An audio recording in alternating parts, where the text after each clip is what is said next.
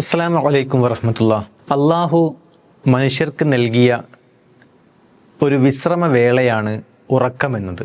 വജഅൽനാ നൗമക്കും സുബാത്ത. അള്ളാഹു വളരെ കൃത്യമായി നമ്മെ പഠിപ്പിച്ച ഒരു വസ്തുതയാണ്. യഥാർത്ഥത്തിൽ നമ്മുടെ ഉറക്കം നമ്മുടെ ആരോഗ്യത്തെ നിർണ്ണയിക്കുന്ന പ്രധാനപ്പെട്ട ഒരു ഘടകം കൂടിയാണ്.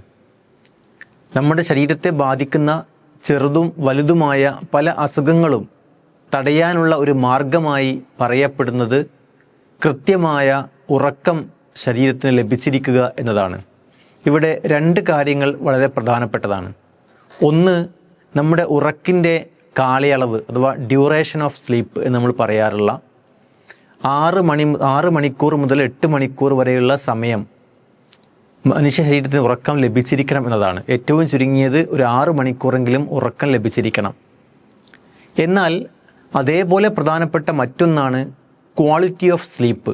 ആ ഉറക്കിൻ്റെ ക്വാളിറ്റി എന്ന് പറയുന്നത് ഒരു 10 മണി മുതൽ നമ്മൾ ഉറങ്ങാൻ ആരംഭിക്കുകയും അരമണിക്കൂറിനകം നമ്മൾ ഉറക്കത്തിലേക്ക് പ്രവേശിക്കുകയും അതിനുശേഷം ഒരു 6 മണിക്കൂർ സുഖമായി ഉറങ്ങാൻ നമുക്ക് സാധിക്കുകയും ചെയ്താൽ ആ ഉറക്ക് ഏറ്റവും ക്വാളിറ്റി ഉള്ളതാണ്. അതല്ലാത്ത സമയത്തേക്ക് അത് നീങ്ങുമ്പോൾ അതിൻ്റെ ക്വാളിറ്റി തന്നെ കുറഞ്ഞു പോവുകയാണ്. ഇവിടെ ഇസ്ലാമികമായ നിർദ്ദേശമനുസരിച്ച് ഇശാ നമസ്കാരത്തിന് ശേഷം നമ്മൾ കാര്യമായ സംസാരങ്ങളിലൊന്നും മുഴുകാതെ, പ്രത്യേകിച്ച് നമുക്ക് ജോലിയൊന്നുമില്ല എങ്കിൽ എത്രയും പെട്ടെന്ന് തന്നെ ഉറക്കത്തിലേക്ക് പ്രവേശിക്കുക എന്നതാണ് അഭികാമ്യമായി പഠിപ്പിക്കപ്പെട്ടത്.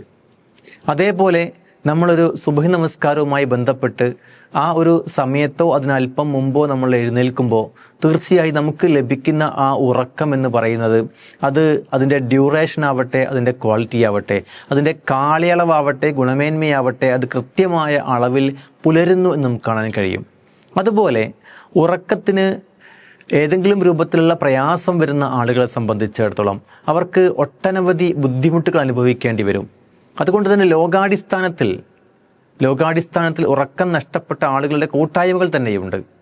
അവിടെയാണ് ഇസ്ലാം കൃത്യമായി നമ്മെ പഠിപ്പിക്കുന്ന രൂപത്തിലുള്ളൊരു സ്ലീപ്പ് ഹൈജീൻ നമ്മൾ പുലർത്തിയാൽ ആ ഉറക്കം നമുക്ക് വളരെ നല്ല രൂപത്തിൽ മുന്നോട്ട് കൊണ്ടുപോകാൻ സാധിക്കും എന്നതാണ് വസ്തുത.